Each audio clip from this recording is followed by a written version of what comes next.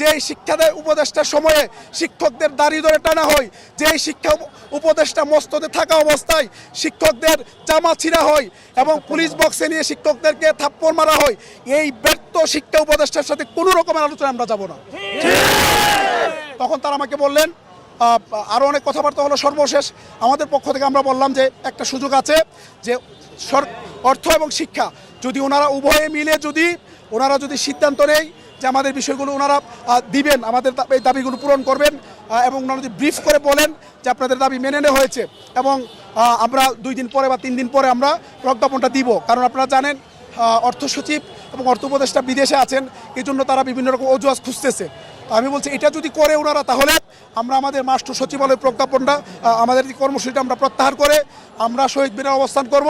এবং আমাদের সারা বাংলাদেশে ইতিমধ্যে আপনারা দেখেছেন, বিভিন্ন মিডিয়ায় আসছে যে সারা বাংলাদেশের এমপিভুক্ত শিক্ষা প্রতিষ্ঠানে একেবারেই শ্রেণী কার্যক্রম বন্ধ হয়ে সারা বাংলাদেশের এমপিভুক্ত শিক্ষা ইতিমধ্যে স্থবির হয়ে পড়েছে, অচল হয়ে পড়েছে। সারা বাংলাদেশের প্রত্যেকটি শিক্ষা প্রতিষ্ঠান এখন বন্ধ, কোটি কোটি শিক্ষার্থী এখন পড়াশোনা থেকে বঞ্চিত। অথচ আমাদের এই অথর্ব শিক্ষা উপদেষ্টা তার টুটি চেপে রেখেছেন, একটি শব্দ পর্যন্ত সে বলে না। উপদেষ্টা সে শহীদ মিনারে প্রেস ক্লাবে আমাদের শিক্ষকদেরকে পিটিয়েছে, সে একটা বিবৃতি পর্যন্ত দেয় না।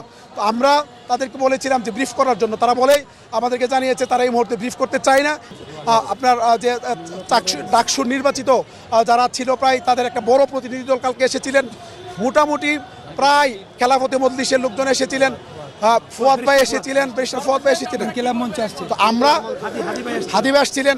সব মিলিয়ে এক কথায় বলা যায়, বাংলাদেশের ঢাকা ইউনিভার্সিটি বিশ্ববিদ্যালয় থেকে সাদা দলের শিক্ষকরা তারা বিবৃতি দিয়ে বলেছে দ্রুত দাবি মেনে নেওয়ার জন্য। মোটামুটি এক কথায় বলা যায়, ইসলামী ছাত্র শিবিরও বিবৃতি দিয়েছেন।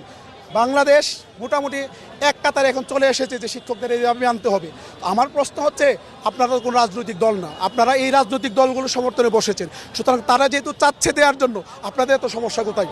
ইউনূস সাহেব কি তার বাবার টাকা দিবেন? না আপনার সাহেব তার বাবার টাকা দিবেন?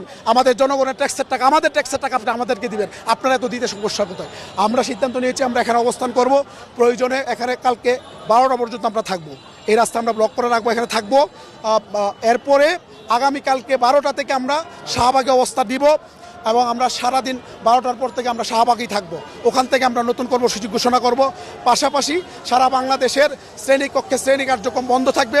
আমার সারা বাংলাদেশের কোনো শিক্ষক প্রজ্ঞাপন হওয়ার আগ পর্যন্ত কোনো রকমের শ্রেণী কার্যক্রমে অংশগ্রহণ করবে না। ধন্যবাদ।